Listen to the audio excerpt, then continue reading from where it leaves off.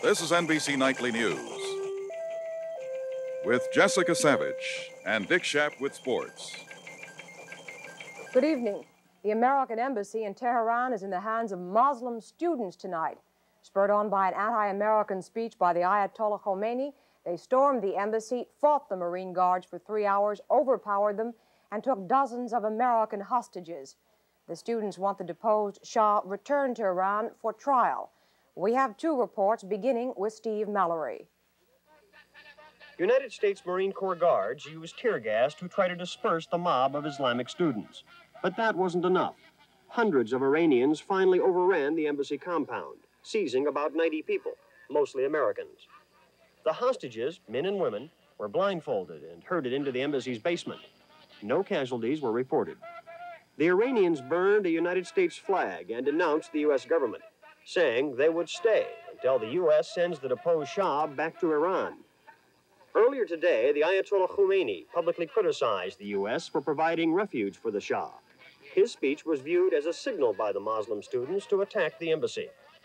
The Islamic Republican Party, the country's largest political group, endorsed the students' action. And a spokesman for the Ayatollah said that the occupation of the embassy had Khomeini's personal support. Iranian radio reported that the hostages were safe and being fed. Steve Mallory, NBC News. American officials monitored the takeover from this operations center in the State Department. Secretary Vance worked on the problem in his office and kept President Carter informed at Camp David.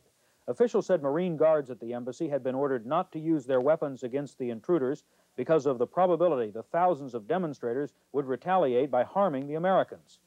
Officials here were uncertain how many Americans had been seized by how many protesters. So they called the ranking Iranian diplomat in Washington, who said the Americans in the embassy were safe, an assurance he repeated to NBC's Rebecca Sobel.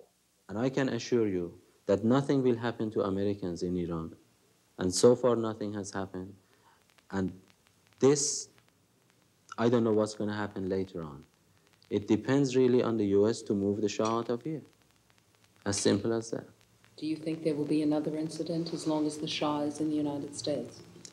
Nobody can say that nothing will happen in Iran if the Shah stays here. And I can guarantee you there will be constant irritation inside them, therefore they will react.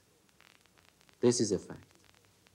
Sources here say that if the Shah were returned to Iran, he would face certain death.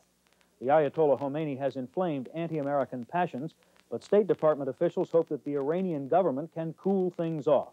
They pointed to assurances from Foreign Minister Yazdi received by American chargé Bruce Langan, who was outside the embassy. Yazdi said that the Americans inside the embassy were unhurt and that the Iranian government would do its best to resolve the matter satisfactorily. But it's unclear whether Iranian government officials can persuade the students to free the Americans and leave the embassy. Ford Rowan, NBC News at the State Department.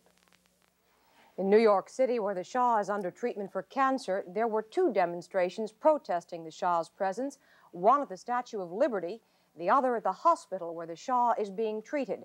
Bob Jameson has details of both protests.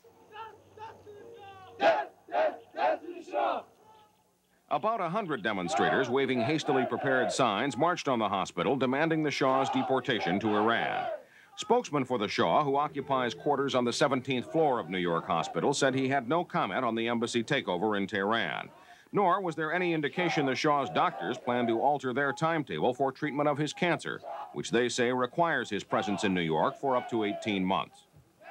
The demonstration, which also protested the United States' decision to allow the Shah into this country for treatment, was peaceful. The protesters called for the Shah's trial and execution. They criticized U.S. involvement in Iran's affairs and urged loyalty to the Khomeini regime. The demonstration lasted 2 hours. At the Statue of Liberty, U.S. Park Service officials arrested 7 other Iranians who had occupied the monument. The demonstrators, who identified themselves as students, handcuffed themselves to a railing in the crown of the statue and draped a banner demanding the United States return the Shah to Iran. The statue and its park were closed for 2.5 hours to tourists. Authorities believe both New York demonstrations were spontaneous. Bob Jameson, NBC News, New York.